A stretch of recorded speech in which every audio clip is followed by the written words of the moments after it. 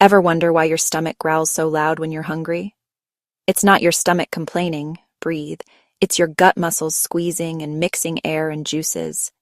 That rumble is called fancy name borborygmi. This actually happens all day, but when your stomach's empty, there's no food to muffle it. So it sounds extra loud. So next time your tummy growls, just smile. Your body's saying, feed me, like share and subscribe to Causal Consult. Stay casual, stay curious.